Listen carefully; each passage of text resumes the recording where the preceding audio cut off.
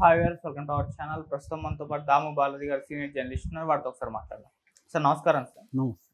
Sir ఒక పక్క జమ్మూ కాశ్మీర్లో ఉగ్రదాడి జరిగిన నేపథ్యం తర్వాత పరిణామాలు మనం చూస్తూ వస్తున్నాం. అది మొత్తం దేశం కూడా ఒక భావోద్వేగంలో ఉన్న ఈ సమయంలో హీరోయిన్ సమంత చేసిన పని ఇప్పుడు నెటిజన్స్ అందరికీ కూడా కోపోద్రేకాలకు అయితే గురయ్యారు. సార్ ఆమె ఒక పోస్ట్ పెట్టింది, అది కూడా పాకిస్తాన్కి మద్దతుగా పెట్టిందని చెప్పేసి అందరూ కూడా విమర్శిస్తున్నారు. మరి తర్వాత గంటల్లోనే ఆమె డిలీట్ చేయడం జరిగింది. అసలు ఏం పోస్ట్ పెట్టింది, అందులో ఏముంది, మరి దీనికి సంబంధించి మీరేం చెప్తారు? అండ్ ఇలా పాకిస్తాన్కి మద్దతు తెలిపే వాళ్ళు చాలా మంది కూడా ఉండడం చూస్తూ వస్తున్నాం సార్. ఇంకెవరెవరు మద్దతు తెలిపారు సార్ ఈ విధంగా? పాకిస్తాన్ ఇండియా మధ్య ఒక టెన్షన్ వాతావరణం నెలకొనింది. మొత్తం ఇండియన్స్ అంతా కూడా ఒక ఏకదాటి మీద నిలబడి పాకిస్తాన్కి వ్యతిరేకంగా యుద్ధం చేయాలని పిలిపిస్తున్నారు. మోడీ కూడా చాలా సీరియస్గా పాకిస్తాన్ హెచ్చరించాడు. అలాగే పాకిస్తాన్కి వ్యతిరేకంగా కొన్ని సీరియస్ స్టెప్స్ కూడా ఆల్రెడీ తీసుకున్నారు.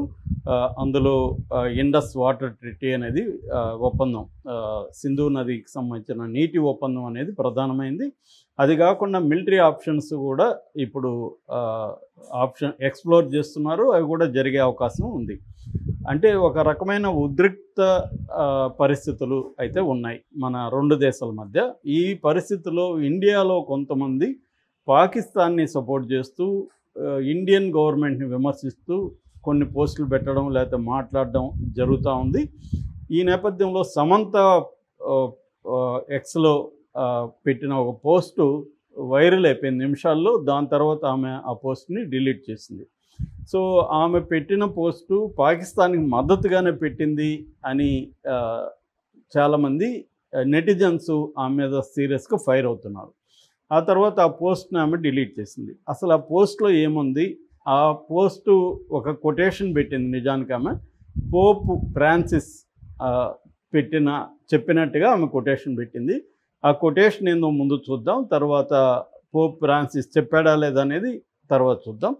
ఆమె కొటేషన్ ఏంటంటే, సముద్రాలు నీళ్లు తాగలేవు, చెట్లు తాము పండించిన పండ్లు తినలేవు, సూర్యుడు తన కాంతిని తాను చూడలేదు, పువ్వులు తమ పరిమళాన్ని తాము ఆస్వాదించలేవు, ప్రకృతి కోసం జీవించండి, మనందరం ఒకరికి ఒకరం సాయం చేసుకోవడానికే ఈ భూమి మీద పుట్టాము, నీ కోసం జీవిస్తే ఆనందంగా ఉంటావు, అందరి కోసం జీవిస్తే ఇంకా ఆనందంగా ఉంటావు.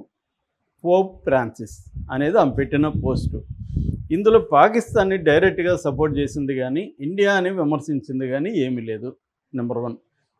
ఎందుకంటే ఆమె ఏమంటుందంటే, మనం అందరి కోసం బతకాలి, ఆనందంగా ఉండాలి అనేది అంటుంది. కాకపోతే ఏంటంటే, ఇట్లాంటి నర్మగర్భమైన కొటేషన్లు పెడితే సందర్భాన్ని బట్టి, కాంటెక్స్ట్ని బట్టి జనాలు ఎవరికి వచ్చినట్టుగా వాళ్ళు వ్యాఖ్యానిస్తారు. ఈ విషయం సమంతకు తెలియదా? సమంత ఏమి అమాయకురాలేం కాదు.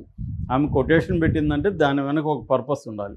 అంటే ఇవాళ సింధు నది నీళ్ళని మనం ఆపడం వల్ల పాకిస్తాన్లో సామాన్య ప్రజలు, రైతులు, కార్మికులు వీళ్ళందరూ కూడా ఇబ్బందులు పడతారని ఒక వాదన బలంగా సోషల్ మీడియాలో కొంతమంది చేస్తున్నారు. ఈ నేపథ్యంలో ఈమె మనం పరుల కోసం జీవించాలి, నీళ్లు మనవి కావు, ఆ నీళ్ళని ఆ నది తాగలేదు కదా అన్న కాంటెక్స్లో పెట్టిందంటే, ఈ సింధు నది నీళ్ళను ఆపేయడాన్ని ఈమె కూడా వ్యతిరేకిస్తుంది అన్న సెన్స్ లాగుతున్నారు. లాగడానికి స్కోప్ ఉంది ఈ కొటేషన్లో. నెంబర్ 1. నెంబర్ 2, అసలు ఈ కొటేషన్ పోప్ ఫ్రాన్సిస్ చెప్పలేదనేది నిర్వివాదంగా ప్రూవ్ చేశారు. ఆయన ఎప్పుడు ఎక్కడా చెప్పలేదు. దీని సోర్స్ కూడా ఆమె ఎక్కడ పెట్టలేదు. పోప్ ఫ్రాన్సిస్ అని పెట్టింది. నిజానికి చాలామంది ఏం చేశారంటే, అసలు ఇటువంటి మీనింగ్ వచ్చేది ఎక్కడ పట్టుకుంది ఈమె అంటే, మన ఇండియన్ ట్రెడిషన్లోనే ఒక శ్లోకం ఇలాంటి మీనింగ్తో వచ్చిన శ్లోకం ఉంది. ఇది 14వ సెంచరీలో వచ్చిన సూక్త రత్నాసుర అనే ఒక సూక్త రత్నహార అనే ఒక గ్రంథంలో ఈ శ్లోకం ఉంది. 14వ శతాబ్దంలో వచ్చింది ఆ గ్రంథం. ఇదన్నమాట. అందులో ఏమి శ్లోకం అంటే, పరోపకారాయ ఫలంతి వృక్షము ఫలాల్ని ఇతరుల కోసమే ఇస్తుంది. పరోపకారాయ మాంతి నదులు ఇతరుల కోసమే ప్రవహిస్తాయి. పరోపకారాయ దహంతి గావ అంటే ఆవులు, గోవులు ఇతరుల కోసమే పాలు ఇస్తాయి.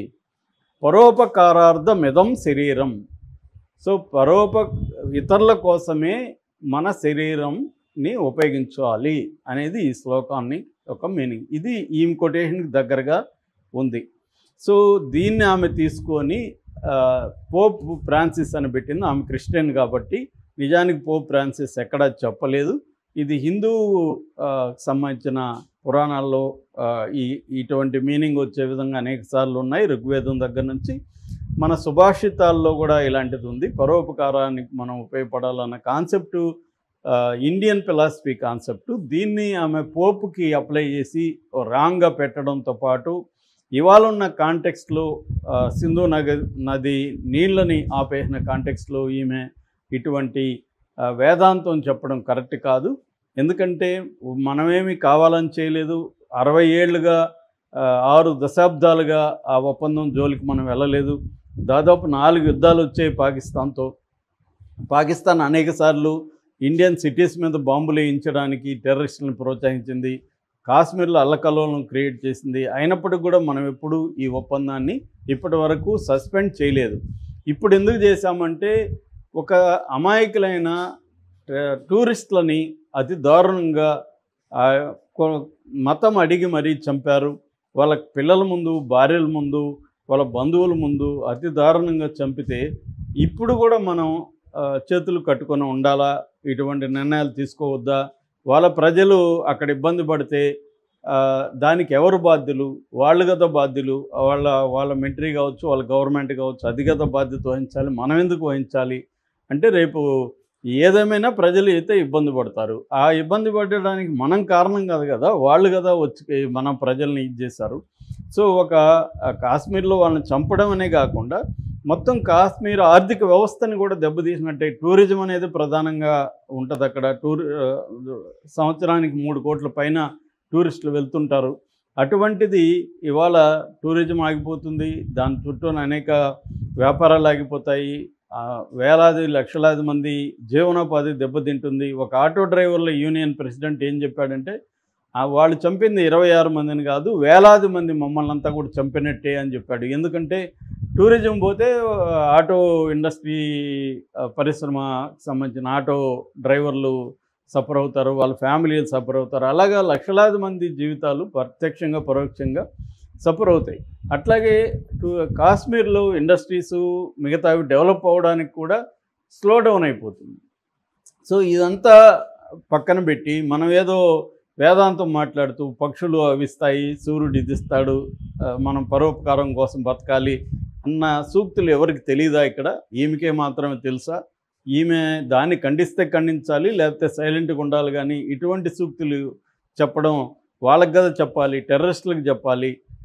మనం దాన్ని రిటాలియేటర్గా మనం చేస్తున్నాం తప్ప మనమేమీ చేయలేదు. మోడీ కూడా అనేక సార్లు యుద్ధాల వల్ల అందరూ నష్టపోతారు, యుద్ధాలు లేని పరిస్థితి ఉండాలి అనేది అనేకసార్లు మాట్లాడి దానికి తగినట్టుగా పాకిస్తాన్తో కూడా మనం సహృద్భావ వాతావరణంలోనే ఉన్నాము అనేది ఇప్పుడు ఈ మీద తీవ్రంగా విమర్శలు అయితే వస్తున్నాయి. అందుకనే మేబీ ఆమె విత్డ్రా చేసుకునింది. కాకపోతే విత్డ్రా చేసుకునిందా లేకపోతే ఎక్స్ వాళ్ళే కంప్లైంట్ల వల్ల దాన్ని తీసేశారనే దాంట్లో కూడా క్లారిటీ రాలేదు. ఆమె తర్వాత దీనికి సంబంధించేటువంటి క్లారిటీ ఇప్పటి వరకైతే ఇవ్వలేదు. ఇస్తుందేమో చూడాలి. ఇక ఇలాగే మాట్లాడిన కొంతమందిలో ప్రధానంగా చెప్పుకోవాల్సింది అస్సాంలో ఒక ఎమ్మెల్యే. ఆయన వచ్చి all India United democratic front AIUDF పార్టీకి సంబంధించిన ఎమ్మెల్యే. అతని పేరు అమీనుల్ ఇస్లాం. అతను చాలా దారుణమైన కామెంట్స్ చేశాడు. అదేంటంటే ఈ చంపిన వాళ్ళు పాకిస్తాన్ వాళ్ళు కాదు,